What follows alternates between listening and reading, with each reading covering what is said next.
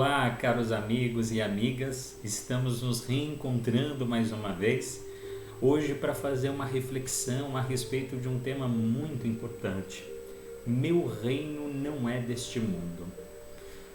Antes de nós iniciarmos as nossas reflexões, vamos pedir o amparo da espiritualidade amiga para que possamos encontrar as melhores palavras, as melhores ideias para se fazer entendido e dialogar com a mensagem de maneira precisa aos ensinamentos kardecianos. Que assim seja. Muito bem. A mensagem de hoje, abordada a respeito do meu reino não é deste mundo, é um tema muito importante. Por quê?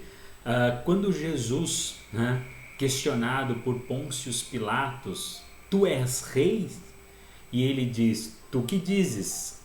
Mas se tu és rei, por que os seus subalternos, os seus emissários não vêm te proteger? E ele responde, porque o meu reino não é deste mundo. O que Jesus queria dizer com estas emblemáticas palavras? Logicamente que Pôncio Pilatos não conseguia captar a profundidade do sentido das palavras. Mas Jesus se referia à questão da transitoriedade da vida, fazendo referência que a nossa jornada aqui na Terra é uma jornada passageira. Estamos jornadeando na condição de peregrinos, peregrinos numa viagem, mas nesta viagem temos responsabilidades, temos afazeres e, portanto, devemos levar esta viagem com muito cuidado.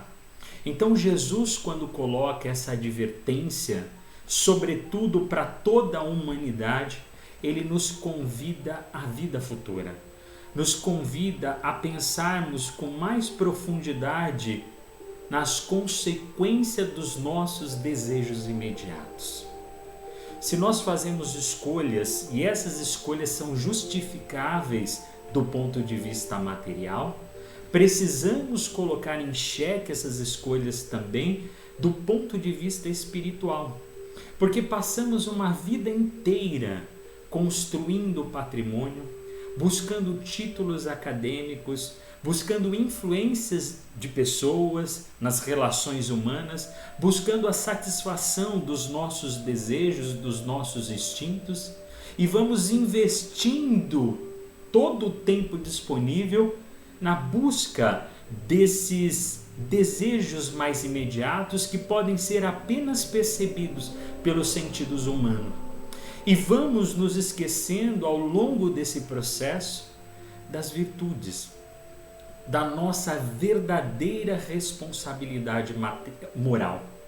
Porque, como nós sabemos, a nossa vida não termina nas experiências da carne. Por mais que nós, na condição de espíritas, tenhamos consciência da imortalidade da alma, da reencarnação, da pluralidade das existências, nós nos esquecemos de viver conforme esses princípios. Nos esquecemos que as nossas escolhas de hoje irão refletir na nossa felicidade ou infelicidade do futuro. Então há criaturas que cultivam em seu coração rancor, ódio, desejo de vingança, propagam a maledicência onde se encontram e buscam no futuro colher reconhecimento, buscam no futuro colher entendimento, buscam no futuro colher paz. Mas é muito difícil colher as virtudes que pertencem à imortalidade quando nós investimos esforço e dedicação apenas no desenvolvimento das nossas habilidades mundanas. Então o convite, o nobre convite do Divino Amigo é muito bem interpretado no livro O Evangelho segundo o Espiritismo. Kardec teve oportunidade de, ao construir o capítulo 2 do Meu Reino Não É Deste Mundo, organizar uma sequência de mensagens, de discussões, de reflexões, que colocam em xeque os desejos mais imediatos da criatura humana. Então, o primeiro tópico abordado por Kardec, a vida futura. Sem esse princípio, sem essa certeza, sem esta fé na vida futura, todos os nossos objetivos do ponto de vista material, eles se esvanecem, eles se decompõem. Por quê? Porque não faz sentido eu amar, não faz sentido eu perdoar, não faz sentido eu passar por uma série de dificuldades, se no final do processo não existe um sistema meritocrático com base nas minhas ações.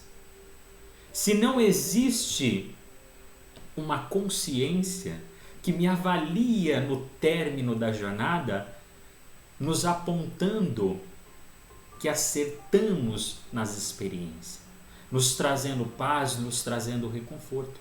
Então, sem a proposta da vida futura, seria impossível uma vida espiritualizada. Então, Kardec coloca de imediato essa proposta. Olhe, a vida futura faz parte do nosso processo evolutivo. Todos nós nos encontraremos no futuro. Nós não encontraremos apenas aqueles que convivem conosco, mas nos encontraremos. Chegará um momento na pátria espiritual, em lucidez psíquica, que vamos colocar em xeque todas as nossas ações. E aí o verdadeiro tribunal, o tribunal da consciência, irá avaliar. Numa situação temporária de bem-estar ou mal-estar, conforme as nossas escolhas materiais. Então, a proposta da vida futura ressignifica todas as minhas escolhas no mundo presente. Eu levo a vida de uma maneira muito mais tranquila. Eu levo a vida com outros ares, tomando ela de uma maneira menos intempestiva, muito mais numa condição paciente, mas numa paciência não passiva, numa paciência ativa diante dos acontecimentos da vida. Os problemas que chegam até mim não têm mais aqueles matizes que antes tinham. A dor não é tão intensa mais. A enfermidade orgânica não me assusta. Pelo contrário, eu reconheço na enfermidade orgânica o seu efeito terapêutico. Eu reconheço nesse processo que tudo me acontece para evoluir, para crescer, para amadurecer. Porque a vida só faz sentido se eu encará-la de uma perspectiva espiritual. Caso contrário, como eu explico as patologias do mundo? Como eu explico a diversidade social? Como eu justifico a injustiça econômica de uns que nascem na extrema pobreza e de outros que nascem na opulência? Então, quando Jesus nos propõe que o verdadeiro reino de paz, de amor, não pertence ao estágio evolutivo do planeta Terra, ele nos está fazendo um seguinte convite. Nós iremos alcançar esse estado. Ainda não nos encontramos, porque os espíritos que constituem o globo ainda são espíritos endurecidos. São espíritos ainda muito mais próximos dos instintos primários da animalidade e mais distante ainda da angelitude, das virtudes por excelência. Porém, muito já avançamos até agora. Mesmo que ainda existam essas diferenças e essas discrepâncias em função dos diferentes níveis evolutivos da humanidade, que aí se reflete por uma sociedade corrupta, por uma sociedade egoística, por uma sociedade orgulhosa, que busca apenas alcançar prazer, alcançar desejo, na satisfação insaciável. O nobre convite do Divino Amigo. A minha paz eu vos deixo, a minha paz eu vos dou.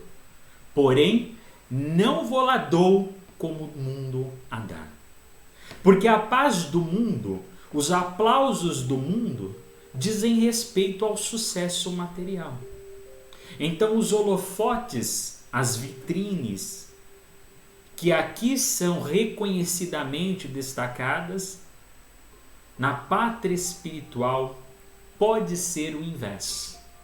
Aquele que mais se eleva, por exemplo, aqui, buscando a satisfação no seu mais alto grau, pode encontrar na pátria espiritual uma condição bem diferente.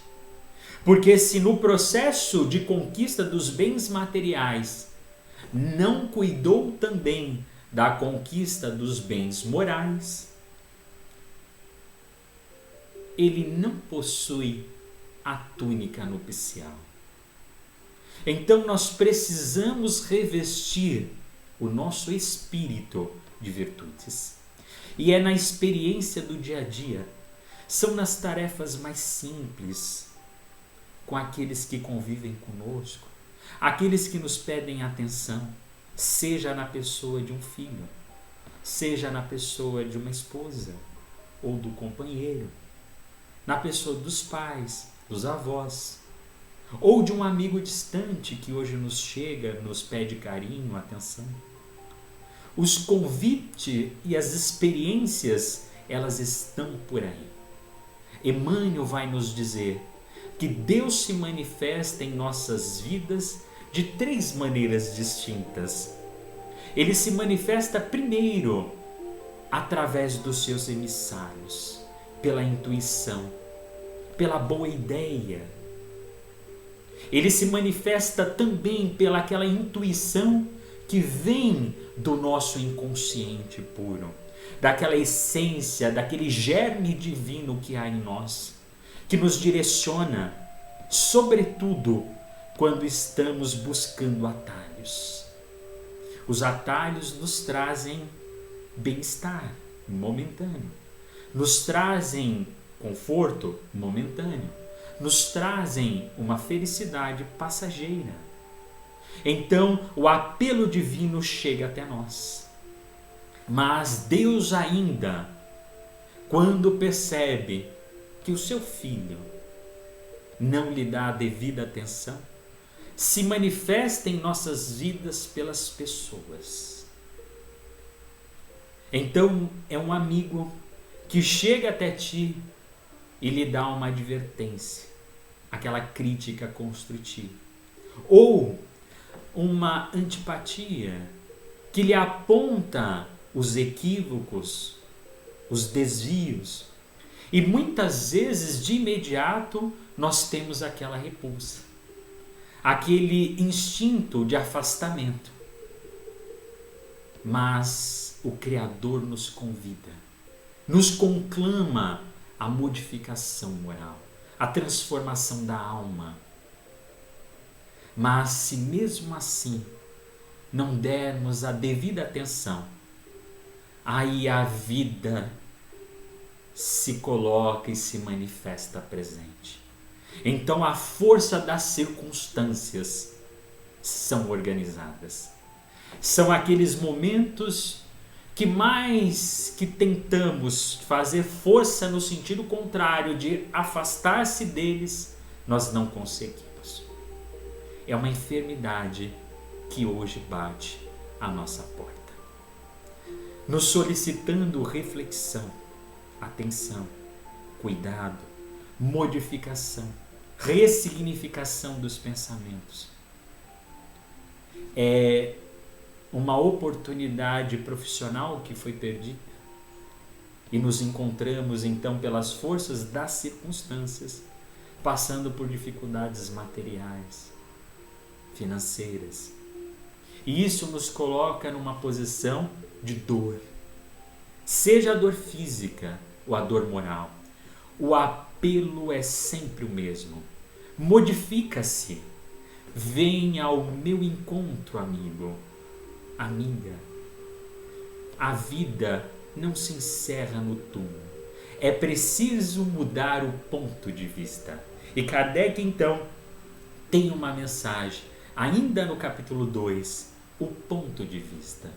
As criaturas humanas se detêm apenas no ponto de vista material e se esquecem de observar a dimensão espiritual. A vida é transitória e é passageira. E quando nós tivermos a certeza absoluta deste fato, porque não basta ser espírita, a doutrina espírita ela é riquíssima em termos teóricos, em termos de experiências práticas, mas é preciso incorporá-la, é preciso experimentá-la, é preciso vesti-la como se fosse uma roupa.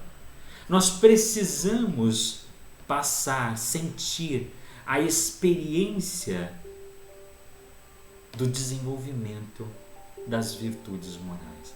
Precisamos, enquanto ainda estamos encarnados, buscar a modificação e a ressignificação daquilo que mais almejamos. Então, a reflexão dessa noite, com o meu reino não é deste mundo, é o doce convite do Divino Amigo. Observas a vida que vive como sendo passageira e não busque a paz do mundo, porque muitas vezes é preciso guerrear com o mundo, enfrentando os nossos desejos, as nossas paixões, para ter paz interior, para ter plenitude interior. Então, esta é a reflexão da noite. E nós, assim, vamos angariando, caminhando um pouco mais na busca da fé, da certeza, mas uma certeza raciocinada. Amigos, desejamos a todos muita paz. Que Deus nos ampare, hoje e sempre. Que assim seja.